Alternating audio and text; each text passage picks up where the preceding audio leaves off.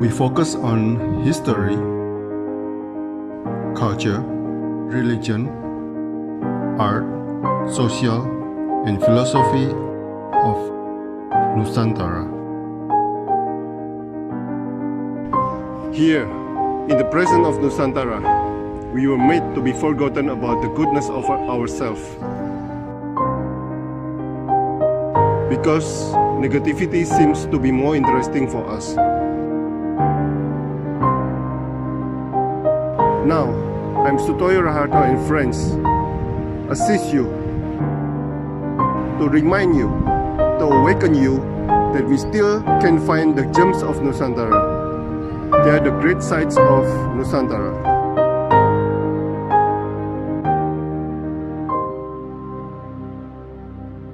Selamat sore Mas Denny Hermawan, seorang tantrik, free thinker, jurnalis, writer, photographer, occasional drummer. Wah, komplit ini. Yes. Seniman. Mas, saya mulai ya pertanyaannya ya. Boleh. Dari batu nisan di Pasar Beringharjo hingga makam Suhoki, dari wihara modern hingga candi kuno, dari tokoh seniman kiri hingga pemuka agama, Anda sudah kunjungi, Mas. Apa yang Anda ingin kumpulkan dari mereka ini, Mas? Silakan. Kalau garis besarnya yang saya kumpulkan mungkin pengalaman untuk saya berdasarkan apa yang pernah orang lain ketahui gitu. Selain itu juga pengalaman personal saya untuk dekat dengan tempat-tempat yang saya anggap spesial, tempat yang khusus gitu. Mungkin itu adalah situs budaya, mungkin itu peninggalan yang punya nilai historis yang menarik gitu. Bagi saya tempat-tempat semacam itu menarik untuk dikunjungi. Dan kebetulan Indonesia ini kan lahannya, tempat-tempat semacam itu ada banyak sekali. Termasuk di Jawa, di tempat tinggal saya juga di Jogja itu ada banyak sekali situs peninggalan budaya, baik yang itu dari era kuno, kerajaan-kerajaan dulu sampai yang modern, era modern pun banyak yang menarik untuk dikunjungi. Nah, dari situ saya ingin, ya ini jawaban klise lah, ambil pengalamannya lah, pengalaman baik itu dari orang maupun dari benda. Karena memang proses bagaimana orang hidup, bagaimana peradaban muncul itu kan pasti ada sesuatu di baliknya, ada sesuatu yang bisa kita ambil nilai yang berharga. Bagaimana orang berproses itu kan bisa kita tarik hal-hal yang baik dan hal-hal yang tidak menyenangkan itu kan bisa kita ketahui saja, tidak perlu kita alami, bisa untuk antisipasi kita sendiri. Nah, itu saya terinspirasi dari Dalai Lama ya, salah satu tokoh Buddhis dunia itu kan salah satu ajarannya beliau itu minimal setahun sekali kamu harus pergi ke tempat yang belum pernah kamu kunjungi sebelumnya. Nah, itu saya terapkan itu, ya minimal setahun sekali ya. Kebetulan biasanya lebih sih dari sekali, biasanya setahun ada tempat-tempat tertentu yang menarik dan belum pernah saya kunjungi, baik itu di dalam atau luar negeri. Tapi kalau di masa pandemi ini di masa pandemi ini lebih ini sih. Nah, di masa pandemi ini lebih banyak ke tempat-tempat dalam negeri ya. Saya terinspirasi juga dari ini. Di Borobudur itu kan ada yang namanya relief Gandawiluha. Itu adalah kalau nggak salah di lantai 4, lantai 5 itu ada sekitar 460 panel mengisahkan perjalanan Petapa Sudana dari India itu yang berkelana berkeliling wilayah di Jambudwipasana menemui 53 orang ini yang dianggap sebagai kalyana mitra atau ya bisa dibilang guru gitu, tapi ya partner juga, mitra saling berbagi ilmu. Nah, dari situ dia bertemu dengan pengusaha, bertemu dengan seniman, bertemu dengan pelacur juga, belajar dari situ. Ada bertemu dalam kisah itu juga dengan Dewa Siwa yang merupakan dewa Hindu.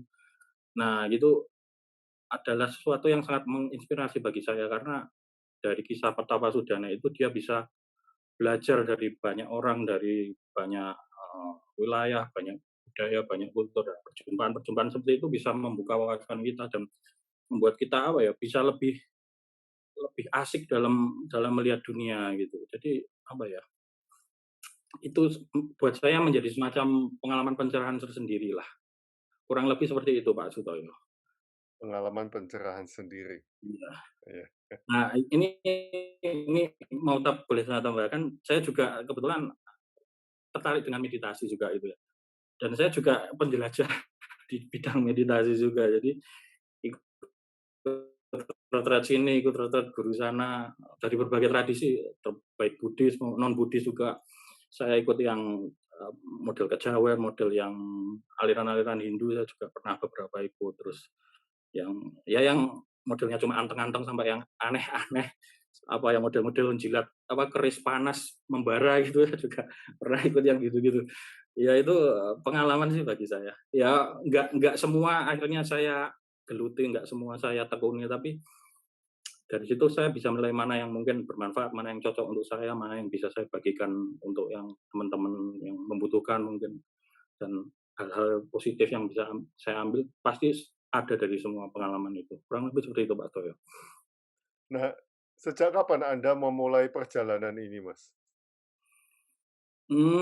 Perjalanan perjalanan mungkin ya kalau secara fisik ya mungkin sejak sejak SMA mungkin saya udah sering keluyuran ya. Kebetulan saya dulu sekolah di SMA yang isinya cowok semua. Jadi ya agak-agak gimana ya, bandel sih nggak terlalu, tapi ya keluyuran kemana-mana lah, agak inilah, sering nggak pernah pulang gitu, ya terjun di tempat orang, terus ya intinya berani membuka wawasan, berani membuka diri untuk mengunjungi tempat-tempat dan komunitas yang baru yang belum pernah saya kunjungi.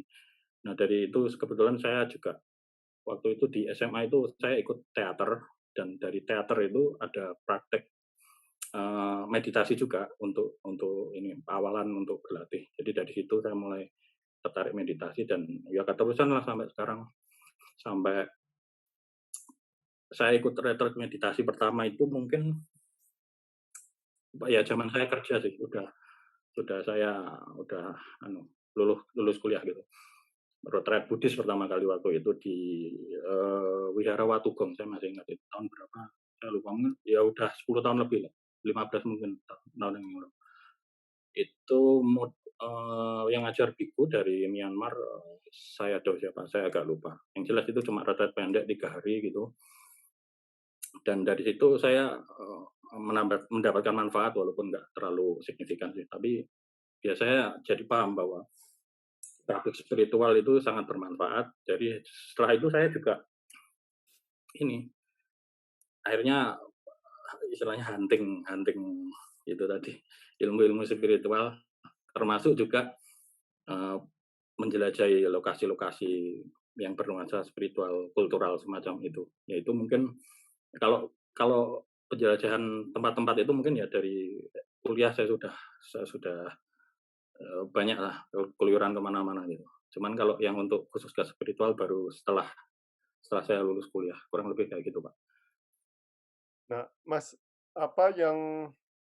bagaimana Anda menemukan cerita-cerita misalnya seperti apa itu batu nisan yang ada di Pasar Beringharjo itu kan ada Hmm. di pinggir jalan, pinggir Hmm. pasar yang tidak terlihat. Hmm. Nah, pertanyaan pertama, bagaimana Anda menemukan batu nisan tersebut? Yang kedua adalah bagaimana Anda mengetahui cerita-ceritanya itu, Mas? Apakah orang Beringharjo juga tahu itu?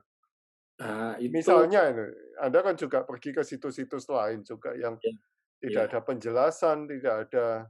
ya. Bagaimana Anda mengetahui cerita-cerita itu? Kalau yang di Beringharjo itu kebetulan itu adalah nisan ya, eee, kalau nggak salah bayi bayi Belanda itu. Di tulisannya siapa gitu saya lupa, meninggal di sini tahun sekian. Nah, itu saya dapat infonya ya dari inilah, dari media sosial atau internet, saya lupa dari mana pokoknya. Ya saya telisik-telisik, saya jelajahi gitu. Rupanya di satu sudut itu bukan di jalan utama, jadi orang kalau yang sering ke pasar nggak tahu. Jadi yang jalan untuk belanja itu nggak lewat situ. Jadi itu agak mojok tapi di di jalan yang agak jarang dilalui gitu, tapi masih masih di kawasan pasar gitu. Lah itu ada batu nisan itu. Nah saya lalu selidiki, oh ternyata memang di situ dulu bekas ini pemakaman gitu, pemakaman Belanda, tapi udah digusur terus beberapa dipindah lokasi apa ini ya jenazahnya dipindah di makam lain gitu. Nah, jadi tapi masih ada sisanya itu termasuk batu nisannya itu. Tapi ya menarik sih itu. Tapi ya apa ya susah untuk melacak manunya juga apa ini orangnya dari mana gitu keluarganya siapa dia cuma tahu ada namanya itu gitu tapi nggak terlalu detail juga tahu. Nah, kalau ke situs-situs lain, Anda bagaimana mengetahui cerita-ceritanya, Mas? Oh kalau situs lain kan kita bisa tanya penduduk Pak misalnya di sekitarnya biasanya ada penduduk yang ya mungkin mereka juga nggak terlalu akurat juga jawabannya tapi banyak yang bisa bercerita sedikit-sedikit lah seperti misalnya di ini ya di lereng Merapi Merbabu itu kan di situ dulu tempat ditemukannya banyak naskah-naskah kuno berbahasa Jawa kuno, berbahasa Kawi itu naskah Merapi Merbabu namanya. Kumpulan ada ratusan naskah dulu. Kebanyakan temanya Hindu Buddha gitu dan sekarang sudah diangkut ke museum di Jakarta kebanyakan. Nah, di situ ada tokoh yang apa istilahnya mengumpulkan naskah-naskah itu. Saya mencoba ke sana mencoba mencari istilahnya makamnya gitu atau petilasannya gitu. Nah itu memang ada beberapa versi cerita di situ. Dan ya saya juga nggak tahu yang benar yang mana tapi ya yang jelas kita bisa sedikit tahu dari cerita tutur penduduk gitu. Nah kalau sumber yang kedua selain itu juga dari literatur itu kebetulan saya juga nemu beberapa sedikit-sedikit info dari internet dari buku gitu. Ya itu sih biasanya antara dari literatur atau dari penuturan warga di sekitar.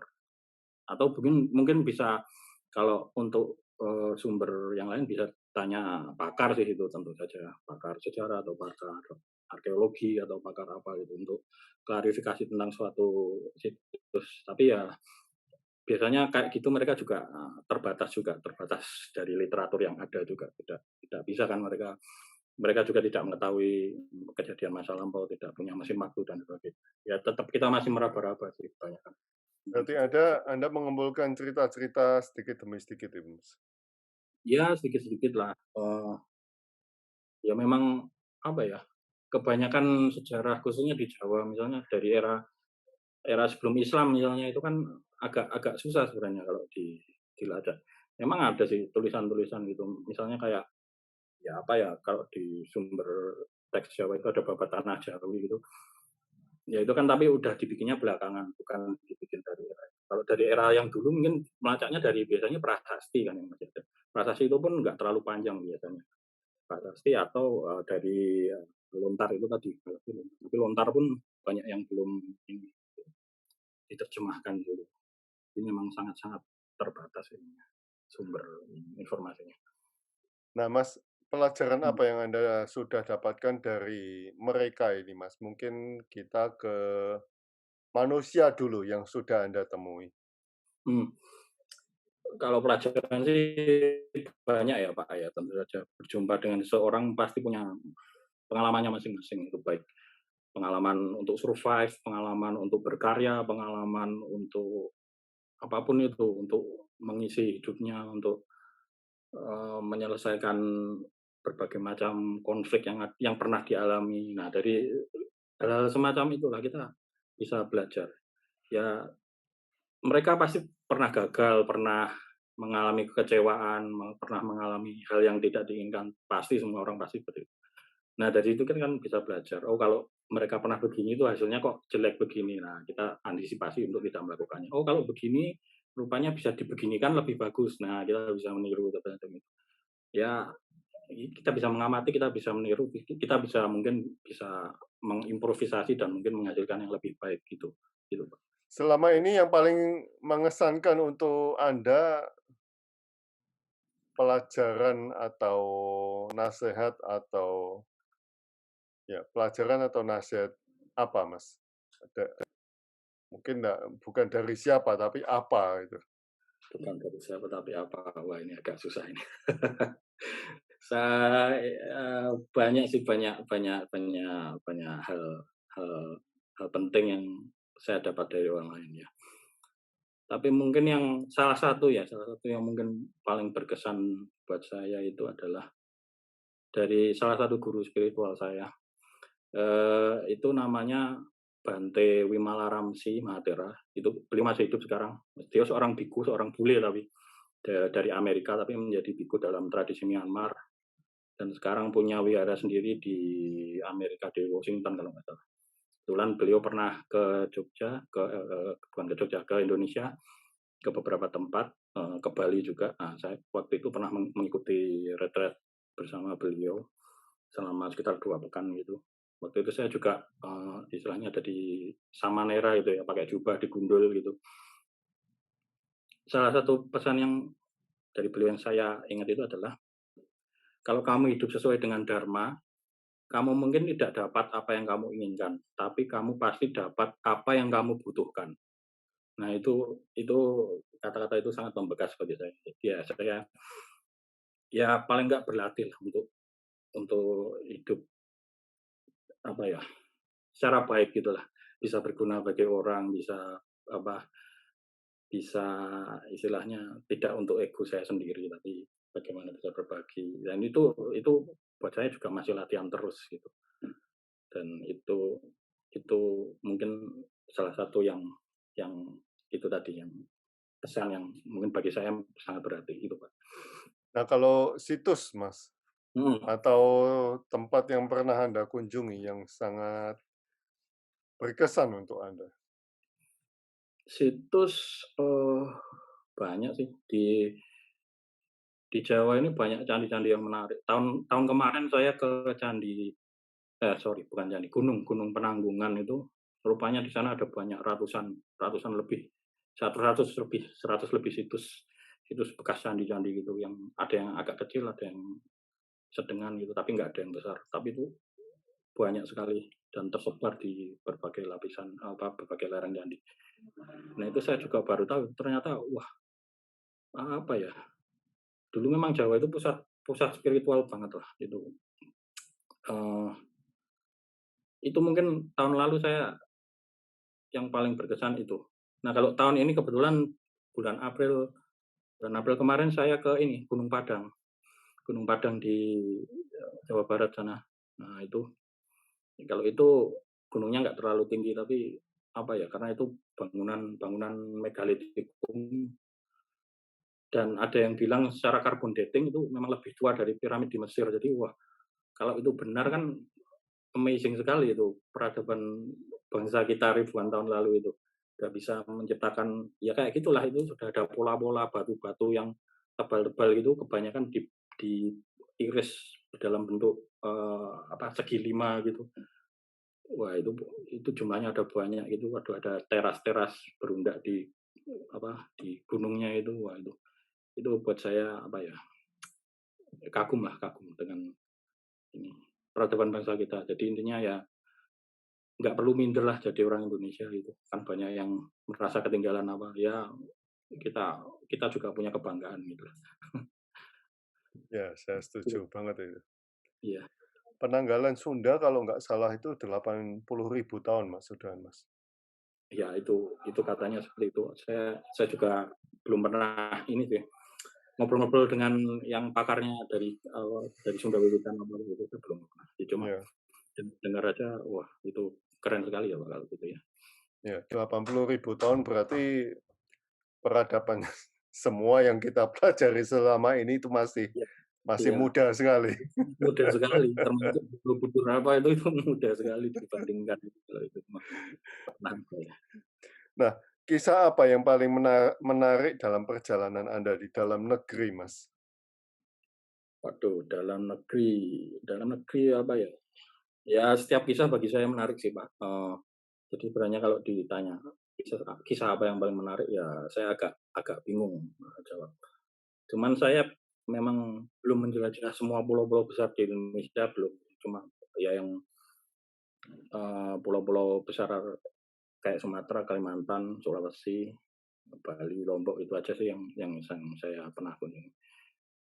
Cuman saya juga kebetulan pernah yang ke pulau-pulau kecil gitu kayak ya Karimun Jawa gitu. Saya pernah ke sana dulu zaman masih kuliah itu, zaman masih kuliah terus ke sana itu naik sepeda motor dari Jogja kebetulan. Terus di sana tidurnya nginap di rumah penduduk gitu. Waktu itu masih belum zaman HP, itu belum ada HP dan itu masih alami banget sana tempatnya. Itu kenangan yang menarik sekali buat saya. Terus waktu itu saya pernah sekitar sebulan tinggal di Kalimantan itu tahun berapa ya? Di zaman kuliah juga sih itu. Nah, di situ saya juga bisa dekat dengan budaya Kalimantan itu yang sangat beda dengan Jawa itu. Nah, itu asik sekali waktu itu. Dimana waktu itu saya ingat berkunjung ke rumah salah satu mungkin kayak kepala suku atau apa yang di rumahnya tuh banyak tengkorak-tengkorak manusia hasil mengayau gitu. Wah itu keren sekali itu. Untung saya nggak kenapa-kenapa gitu. Nah terus di sana dulu kalau saya pernah diundang ada ikut pesta pernikahan di suku minuman keras terus makan babi gitu. Wah itu asik sekali itu zaman dulu itu di Jawa kan nggak lazim kalau kayak gitu. Nah intinya ya banyak kultur yang menarik di Indonesia ini yang semua memiliki keunikan dan kekhasannya masing-masing dan punya punya value-nya sendiri-sendiri yang nggak bisa dianggap ini lebih baik dari yang ini itu nggak bisa Pak. Termasuk Surabaya bagi saya juga menarik sih. Saya sudah beberapa kali ke Surabaya belusuan gitu. Termasuk dulu waktu Doli masih buka itu saya juga pernah main ke sana zaman dulu. Tapi terakhir ke Surabaya tahun berapa ya? Ya mungkin 2 tahun lalu gitu. Tapi udah sekarang pandemi udah jarang, nggak terlalu sering main-main gitu sih Pak. Kalau untuk Ya, ini ada pertanyaan dari Ki Ananda. Situs yang paling wingit yang pernah dikunjungi. situs Apa paling yang wingit, dialami di sana ya? situs paling wingit mana ya? Saya malah bingung. Mungkin di ini ya. Mungkin di daerah Bali waktu itu. Tapi saya lupa di daerah mana ya. Ya ini aja sih. Perasaannya lain aja gitu. Lain dengan yang biasanya kalau saya ke bukannya saya takut atau apa tapi enggak benar-benar beda sih ininya. Saya lupa tapi tempatnya di daerah mana. Itu bukan tempat wisata komersil. Tapi ada Oh, ya, itu di pura atau di apa? semacam pura tapi bukan pura yang terkenal gitulah intinya. Bukan pura yang terkenal. Nah, ini Ki Ananda juga tanya kalau ada tamu dari luar Indonesia akan Anda ajak kemana? Apa alasannya? Oh, kalau saya beberapa kali ngantar tamu itu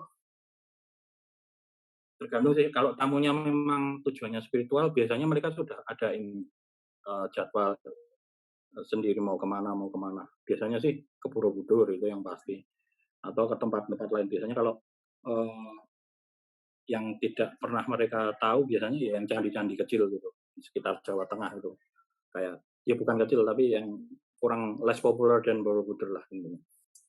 Ya kayak candi Kalasan atau candi Sewu mungkin nah biasanya saya ajak ke tempat-tempat semacam itu dan rata-rata biasanya suka ya atau dulu pernah ada rombongan rombongan biksu dari Nepal itu saya ajak ke ini Pantai Ngobaran itu di selatan Jogja itu di daerah Gunung Kidul dan itu suasananya mirip-mirip dengan Bali gitu ya soalnya ada kayak bangunan kayak pura memang ada bangunan pura terus ada banyak patung-patung lah ada patung naga patung dewa dewi dan sebagainya itu mirip-mirip Bali itu dan kalau acara melasti dan sebagainya umat Hindu biasanya ke situ ada acara sendiri jadi memang kalau di Jogja pantai yang bernuansa spiritual kayak Bali itu di situ Pantai Ngobaran.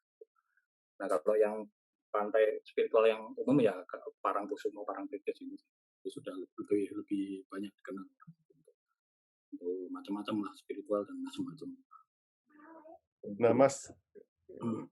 kisah apa yang paling menarik dalam perjalanan Anda di luar negeri, Mas? Silakan. Di luar negeri, apa ya yang menarik ya? Ya mungkin apa ya? Saya kan apa ya? Nggak ini ya, apa? Nggak terlalu ribet orangnya, jadi bisa bisa bisa tidur di gampangannya bisa tidur dimanapun gitu lah, bisa makan apa aja gitu. Nah itu ya saya alami kalau saya backpackeran ke luar negeri gitu.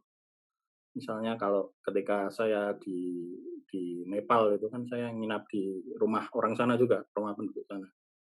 Dan rupanya apa ya, kulturnya tuh asik di sana. Jadi apa ya, ya secara spiritual kan mereka apa Hindu campur Buddha gitu. Terus di Nepal itu apa konsumsi itu ganja itu asal untuk kepentingan pribadi itu legal gitu. Jadi asal tidak diperjualbelikan gitu di sana. Nah, itu menariknya di sana di Nepal itu. Terus di Nepal itu saya juga sempat lihat tempat kremasi mayat yang massal gitu, di Pasupatinat itu. Jadi saya waktu itu ke sana ngelihat mayat ketika ditumpuk, dibakar sampai dia jadi abu. Jadi saya ngamati lama sekali perubahan itu. Wah, itu asik sekali. Kalau di krematorium kan nggak bisa, soalnya ditutup kan. Kalau di sana itu kita bisa melihat. Dan itu ada beberapa mayat yang dari pagi sampai sore saya di situ ngeliatin mayat dibakar itu. Wah, rupanya asik juga itu. Tapi ya itu Nepal itu kayak India, urusan sanitasi itu agak parah gitu. Jadi misalnya ya kalau di sana banyak sapi berkeliaran, tai-tainya juga di jalanan, terus apa ya orang-orangnya juga mungkin agak jorok gitu. Misalnya saya pernah ke salah satu toilet publiknya di sana di suatu terminal di Nepal, saya lupa nama terminalnya gitu. Habis naik bis gitu sampai di sana pagi hari, pagi-pagi gitu kan waktunya nyetor gitu. Waktunya ini mules-mules gitu kan. Nah, di sana di toilet umum itu ada beberapa apa bilik gitulah. Tapi itu penuh semua dan itu banyak orang antri gitu. Saya bingung itu kan. Nah, rupanya ada yang kosong satu. Rupanya mereka tuh sistemnya di kamar mandinya di biliknya itu tidak ada air. Tapi airnya itu di luar ada kayak bak besar gitu. Kita ambil air dari situ pakai kayak ember kecil gitu. Nah, kita bawa ke situ baru. Nah, pas itu rupanya ada satu yang kosong. Saya masuk gitu. Ternyata di jambannya itu masih ada bekasnya orang lain gitu. Masih ada tinjanya gitu yang belepotan kemana-mana gitu. Waduh, saya harus bersihkan dulu itu. Jadi saya pakai itu ya cukup seru sih di waktu ke Nepal itu.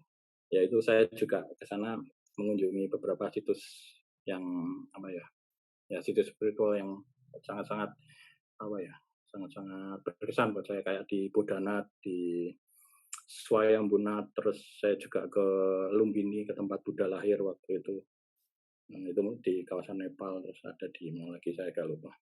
Itu sih mungkin kalau tempat, tapi masing-masing negara yang saya kunjungi punya kenangan sendiri-sendiri sih. Misalnya kayak waktu saya ke Jepang itu ya banyak hal konyol juga. Misalnya saya pernah naik kereta salah terus diturunkan gitu. Karena ya salah naik kereta disuruh turun gitu. Karena nggak pakai tiket, saya pakai yang tap-tap begitu. Kartu tap itu diminta tiket nggak ada, ya diturunkan di tengah ini, tengah perjalanan. Terus sempat keliru naik bis yang khusus wanita ternyata. Nah, padahal saya cowok gitu. Mungkin salah baca nama saya atau gimana dimasukin bis itu. Nah, lucu-lucuan kayak gitulah, menarik. Tapi untungnya belum pernah ini sih, belum pernah kena begal atau apa. Cuma waktu di India itu saya pernah kayak apa ya, kayak ketipu, enggak ketipu sih, cuma ceritanya naik tuk-tuk gitu kan, yang kayak apa, bemo apa, bajainya itu. Baca ya? Nah itu heeh, itu naik naik itu kan ditawarin, "Mau kemana? Mau ke sana?" "Oh ya udah naik ini aja, dimurahin." Ya udah saya naik itu, terus sama dia diputerin dulu kemana-mana, suruh mampir ke toko, suruh belanja dulu.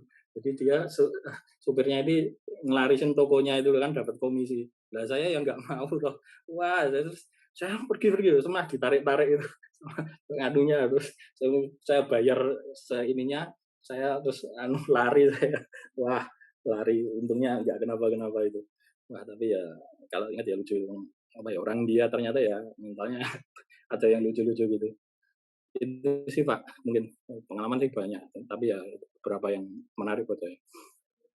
Nah ini apakah dalam perjalanan Mas Denny juga mengagumi adat dan bahasa daerah, misalnya Jawa, Sunda, Bali? Ini dari Badra Santi, mungkin kenal. Oh ya, tentu saja dong, karena bahasa itu apa ya? Ya saya sedikit banyak senang ini sih, senang sastra juga, senang baca-baca yang apa ya, artistik terkait linguistik ya. Jadi belajar bahasa pun saya tertarik. Cuman saya ya nggak bisa bahasa banyak, cuma saya bahasa Jawa, bahasa Indonesia, mungkin bahasa Inggris, atau dulu pernah kursus bahasa Perancis sama bahasa Jepang, cuman udah nggak pernah dipakai jadi lupa. Tapi kalau ketemu atau pergi ke suatu tempat yang bukan bahasa saya, pasti saya berusaha sedikit banyak ngomong bahasa mereka, misalnya ya sekedar terima kasih atau apa kabar atau apa gitu. Ya sedikit-sedikit itulah saya berusaha mengapresiasi bahasa lokal tempat saya kunjungi. Biasanya seperti itu, Pak. Nah, dari semua perjalanan itu, apa yang Anda ajarkan kepada siswa meditasi Anda, Mas? Kalau terkait meditasi sebenarnya saya sampai sekarang tidak memposisikan sebagai guru, soalnya apa ya partner aja lah, saling berbagi. Saya punya ini dan ini bermanfaat buat kamu gitu. Jadi tidak dalam posisi hierarki gitu, saya guru atau murid, kamu harus ini, saya kasih ini harus dilaksanakan, enggak gitu sih. Saya enggak saya enggak suka diatur-atur soalnya orangnya, jadi enggak suka kontrol orang gitu. Terkait meditasi ya apa ya, tergantung kebutuhan orang sih Pak. Mungkin kebanyakan soalnya misalnya di sini saja di Wihara Karangjati itu ada meditasi rutin. Saya juga beberapa kali kadang ngisi untuk jadi fasilitator meditasi. Tapi kebanyakan dari mereka itu sebenarnya adalah orang yang punya masalah lah, itu punya masalah psikis, punya masalah. Jadi bukan pure untuk menggeluti spiritual, bukan untuk benar-benar mendalami meditasi, tapi enggak tahu cuma mereka butuh apa ya, butuh relaksasi atau butuh sejenak menyingkir dari masalah mereka sehari-hari. Jadi itu yang biasanya saya sampaikan itu tergantung mereka inginnya apa. Kalau pengen solusi ya solusinya semacam apa gitu.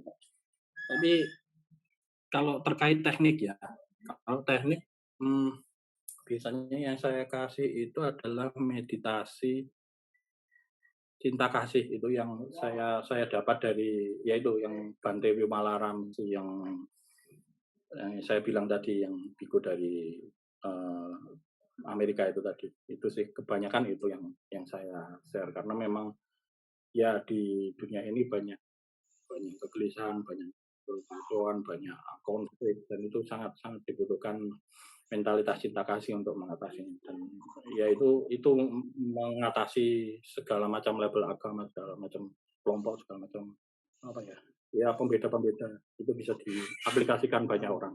Iya, kurang lebih seperti itu Pak. Ini ada pertanyaan lagi dari Badra Santi ini. Ya. Mas Denny bergiat di Wihara Karangjati. Gimana kisah singkat tentang Wihara Karangjati? Gimana? Mas Denny bergiat di Wihara Karangjati. Gimana kisah singkat tentang Karangjati? Wihara Karangjati. Iya. Ini singkat, waduh. Ini wihara ini dulu bekas, kalau nggak salah bekas apa ya, kayak peternak, pemerahan sapi gitu, tempat pemerahan sapi zaman Belanda gitu. Terus didirikan tahun 60-an lah, 60 berapa gitu, saya agak lupa. Itu wihara pertama, mungkin pertama di kawasan Jogja ya. Kalau yang satu lagi ada Wihara Buddha Praba itu, tapi itu sebenarnya kelenteng yang apa ya? Kelenteng yang di belakangnya dijadikan wihara gitu. Kalau itu usianya lebih tua karena itu zaman Sri Sultan Hamengkubuwono VII kalau nggak salah didirikan. Karena istrinya salah satu ada yang dari Tiongkok gitu. Selirnya atau istrinya saya lupa. Terus dikasih hadiah itu kelenteng. Nah kalau yang ini wihara ini istilahnya dari zaman yang berdiri pasca era kemerdekaan gitulah gampangannya. Yang pertama di Jogja. Nah ini wihara apa ya? Wihara ya afiliasinya dengan Sanggatera Wada Indonesia. Terus ini lagi beberapa orang tadi ada yang keluar itu lagi sibuk apa ini istilahnya merapikan wihara, mendandani mau untuk acara waisak besok. Besok juga ada waisak di sini tapi kecil-kecilan sekitar mungkin maksimal 30 orang gitu ngundang umat gitu. Terus jadi ada nata altar, menghias bunga-bunga sebagainya. Ini sore ini lagi mau dikerjain oleh ini umat di sini. Kurang lebih gitu, Pak. Begitu Samanera ceritanya kan. Ini yang tanya seorang Samanera. Oh, Samanera ini Wahyudi kalau nggak salah. Samanera sementara ya. Oke, terima kasih Mas Denny atas sharingnya. Oke. Ini sudah Ya, ini, Pak? sudah. Ya. Terima kasih. Kita Ya. ketemu di Jogja, Mas. Oke, siap. Saya tunggu kedatangannya di Jogja. Iya. Antar-antar. Siap, matur nuwun.